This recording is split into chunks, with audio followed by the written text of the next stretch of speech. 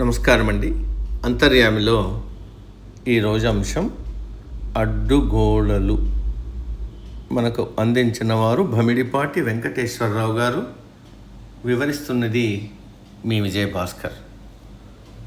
గోడ మీద బొమ్మ, గొలుసుల బొమ్మ, వచ్చిపోయే వారికి వడ్డించు బొమ్మ అంటూ చిన్నతనంలో పొడుపు కథ చెప్పుకునే వాళ్ళం. పారేసిన సినిమా రీలు ముక్కలను తీసుకుని భూతద్దం సహాయంతో గోడ మీద బొమ్మలు ప్రదర్శించేవాళ్ళం. గోడల మీద పెద్దల ఫోటోలు, దేవుడి పటాలు తగిలించుకోవడము మనకు అలవాటే. పండుగ వస్తే మట్టి గోడలను ముగ్గులతో అలంకరించేవారు పల్లెటూళ్ళలో. ధ్యానం చేస్తే నాడీ మండలంలో గోడలు శుభ్రపడతాయని చెబుతారు గురువులు. వీధి గోడల మీద నినాదాలు, బడి గోడల మీద ప్రార్థనా గీతాలు, గుడి గోడల మీద శ్లోకాలు రాసుకోవడం సహజమే కదా. తల్లిదండ్రుల సేవ చేస్తూ విష్ణుమూర్తి అవతారమైన విఠలుణ్ణి ఇటుక మీద వేచి ఉండేలా చేశాడు భక్త పుండరీకుడు. ఇటుక కూడా గోడలోని భాగమే. దాని మీద కూర్చుని భక్తులను చెక్కు చెదరని ఏకాగ్రతతో గమనిస్తూ ఉంటాడు స్వామి. యోగి ఛాంగ్ దేవ్ విసిరిన సవాల్కు ప్రతిగా తోబుట్టువులతో సహా గోడ మీద కూర్చుని స్వారీ చేశారట సంత్ జ్ఞానేశ్వర్. ఒక సన్యాసి నడిచి వెళ్తూ ఉంటాడు.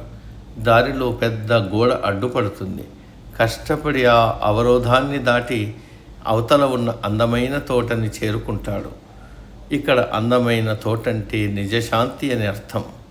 శాంతి, సంతోషాలు మనకు అందుబాటులోనే ఉంటాయని, మనసులో మనం నిర్మించుకున్న రకరకాల అడ్డుగోడల వల్లే అవి మనకు అందకుండా ఉంటాయని ఈ చిన్న కథ చెబుతుంది. ఎలా ఉన్నారని ఎవరో అడిగితే, కోడల్ని గోడల్ని ఆసరాగా చేసుకుని బతుకు బండి నడిపిస్తున్నానని ఒక ప్రముఖ రచయిత జీవిత సత్యం చెప్పారు. పసిపిల్లలు నడక నేర్చుకునేటప్పుడు గోడను ఆసరాగా పట్టుకుంటారు. పెద్ద వయసులో శక్తి ఉడిగిన వృద్ధులు గోడ మీద ఒక చెయ్యి వేసి నడుస్తారు. మనసు బాగోకపోయినా, ఒంట్లో నీరసంగా ఉన్న గోడకి చేరగిలబడి కూర్చోవడం అందరూ చేసేదే.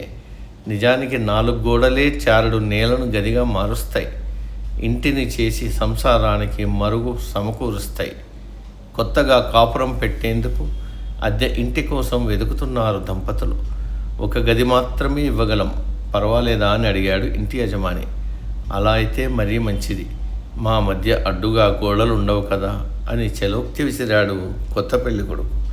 మనుగడకు అవసరమైన కనిపించే గోడలతో ఇబ్బంది లేదు, కానీ మనిషి మరి కాస్త ముందుకెళ్ళి కనిపించని గోడలు ఎన్నో కట్టుకుంటున్నాడు. నేను, నాది అంటూ మనసు పొరల చుట్టూ దుర్భేద్యమైన కోట గోడలు నిర్మించుకొని ఆ పరమాత్మకు దూరమవుతున్నాడు. సాధనతో, ఆధ్యాత్మిక అనుభవంతో కనిపించని ఆ గోడలను తొలగించుకుంటూ వెళ్ళిన వారికే ఆ అంతర్యామి సన్నిధి లభిస్తుంది. ఆ ఎరుకే ఇప్పుడు కావాలి, అది అందరిలోనూ రావాలి. సమాప్తం. సర్వే జన సుఖినో భవంతు. అందరూ బాగుండాలి, అందులో మనము ఉంటాం.